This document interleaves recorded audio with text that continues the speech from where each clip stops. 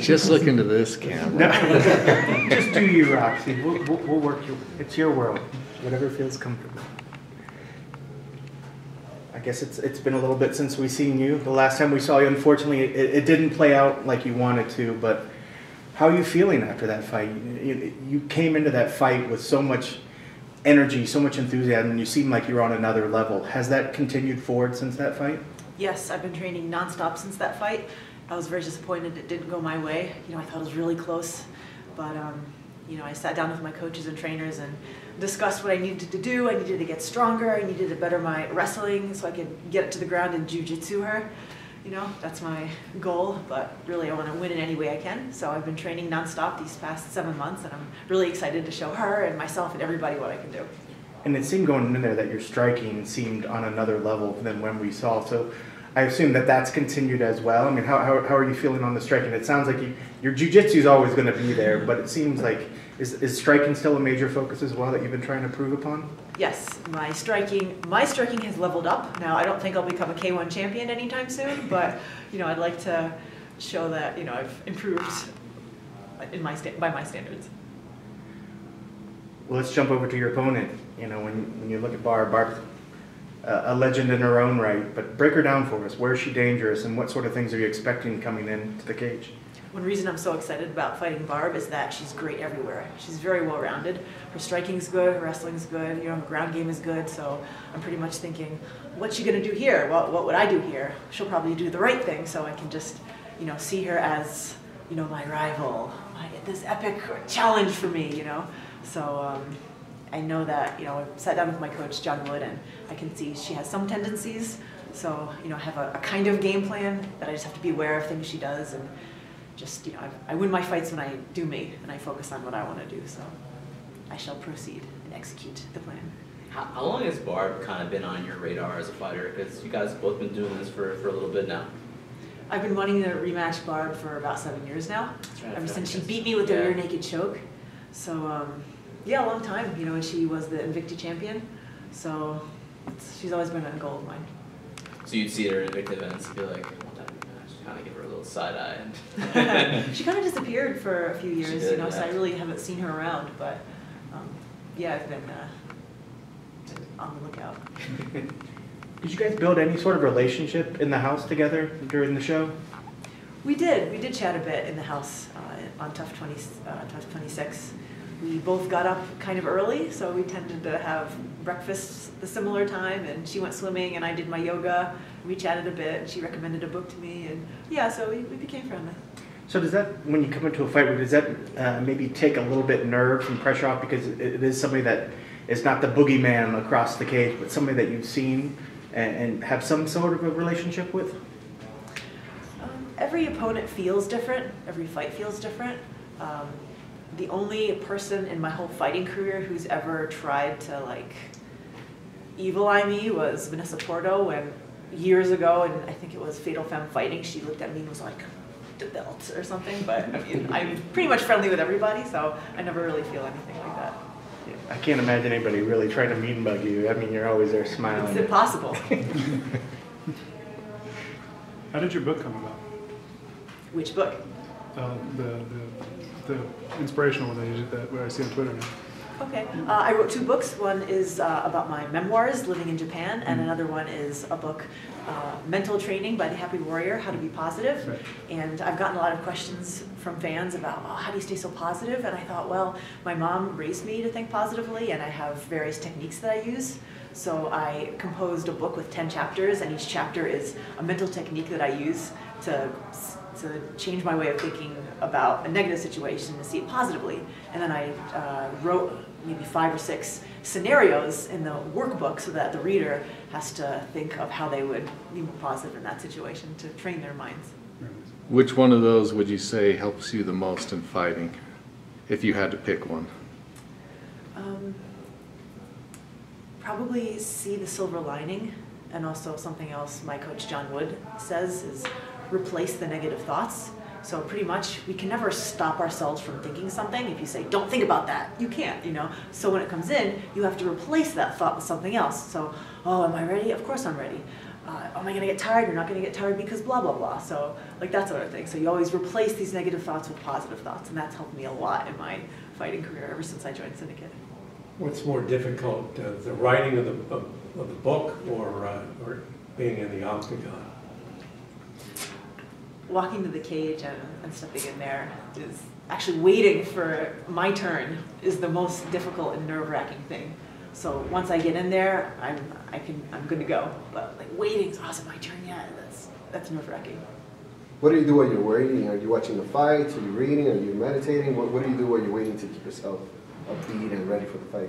I cycle. I cycle through pacing, listening to music, watching the fights, and I go back, I relax, I chat with my coaches, then I pace around some more, then I listen to Rob Zombie, then I watch some fights. So I cycle through those things. How does somebody waiting for their next fight not let their adrenaline get up and, so they dump before they get out into the cage? Is that ever a concern as a fighter? Mm-hmm.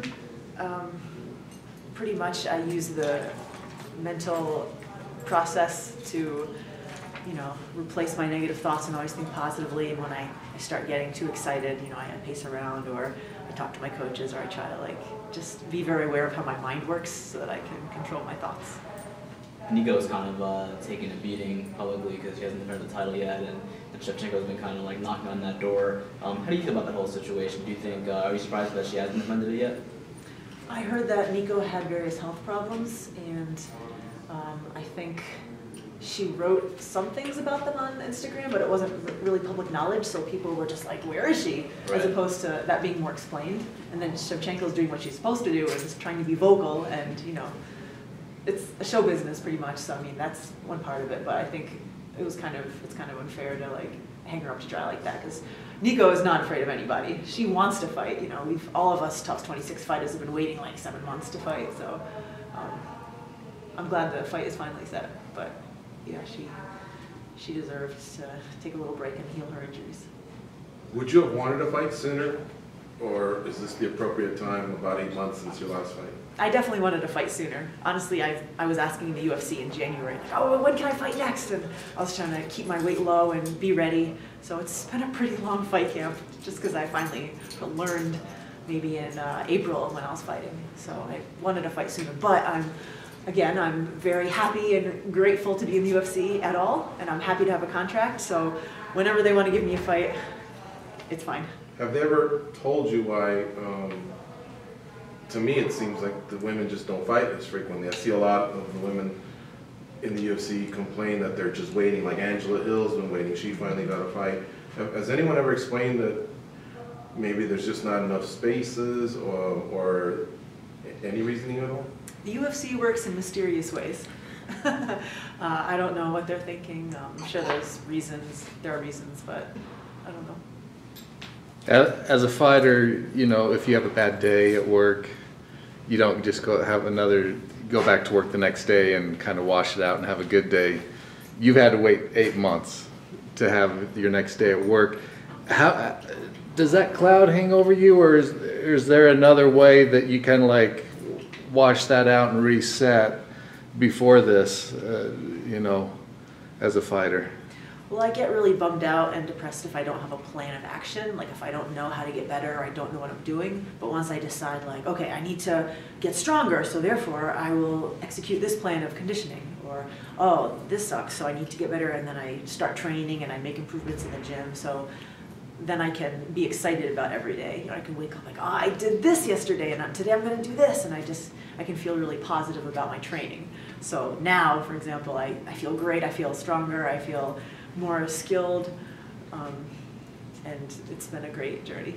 Does it outweigh the loss, the steps to get to this fight, or do you have to get that next fight and that next win to get over that? Or is it the process that gets you over that?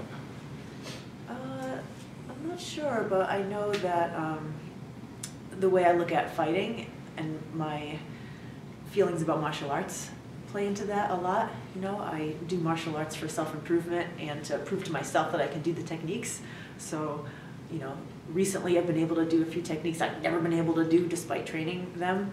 And so I just feel so accomplished and happy with myself that I feel it's really gratifying. So yes, I do need a win for sure, and that's a little stressful, but you know, I enjoy the small victories as much as I can in training. What are some of those small techniques?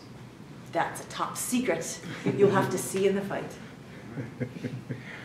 I know for me, I apologize, I didn't know about the writing thing, but one last thing, I know that you teach kids a lot. Is other avenues of books, say kids books or like fantasy, because you've always been a creative person and you do all the anime stuff.